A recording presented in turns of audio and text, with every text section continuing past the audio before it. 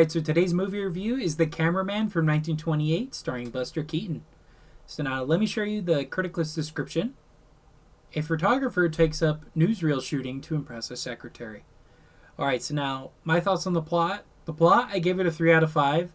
I thought it started out really well, and especially when he's starting to work at the newspaper company. But honestly, the more we go on with it, it kind of slows down a bit for me. And the only exciting part was when he's filming the gang war. He's on top of this building that collapses, and he's holding the camera. That is what's interesting, and also the antics he gets into with the little monkey. That's funny. But yeah, the story's definitely not as good as his other ones, for sure. So that's why I gave it a 3 out of 5. Alright, the acting. 4 out of 5. Buster Keaton's always great, as is the actress for his love interest. I think they're really fun together on screen. That's pretty much it. And that's why I gave it a 4 out of 5. Alright, so the set design. 4 out of 5. It looks really good. I believe it takes place in Los Angeles because I think he's working at MGM. So, yeah, it looks great. It's really cool seeing 1920s Los Angeles. It's very realistic looking. And that's what I appreciate about Buster Keaton's films is a lot of the time he's on location, or at the very least on a location that would look like the setting of the story. Like Steamboat Bill Jr., he's on a lake.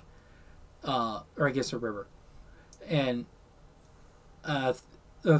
Three Ages, they're in the desert near rocks. In The General, he's on a train. You know, his sets always look really good. They look realistic, and it looks like he's actually out in the real world and that we would run into him. So 4 out of 5 for sure.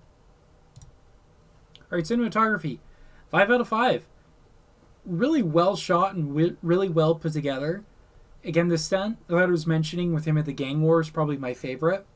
And just the different close-ups and the funny gags he always does in camera are always so funny to me. It's definitely the highlight for sure. If I remember right, this is the one where he's at a baseball stadium too. That scene's really fun. Yeah, because I think he's hitting with the camera. Yeah.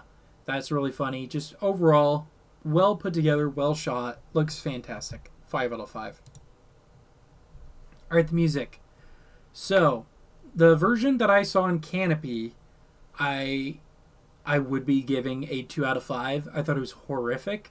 But I did find the Kino Lorber version that is on HBO Max, and it's very 1920s, fits very well with the story. Much, much better, so I liked it a lot. I'll give it a 4 out of 5. Yeah. Okay, so overall that brings my score to 3.9 out of 5, which is a 76% on Criticalist. So now let me break down my Criticalist score. Graphic language, none. Violence, there's some gang violence, but it's more fun than scary. It's nothing too serious.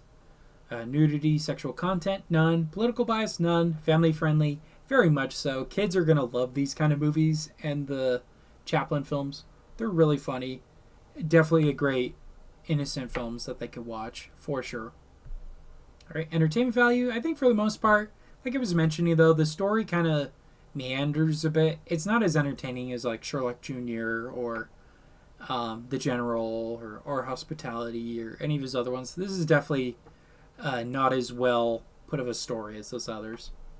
So overall, would I recommend this movie? Yes. Buster Keaton is always great, even with this being one of his more weaker films. I still recommend it just for him alone. His stunts are always so fun, so insane. I'll recommend pretty much anything that he's in. Alright, well those are my thoughts overall on The Cameraman from 1928, and that concludes today's movie review.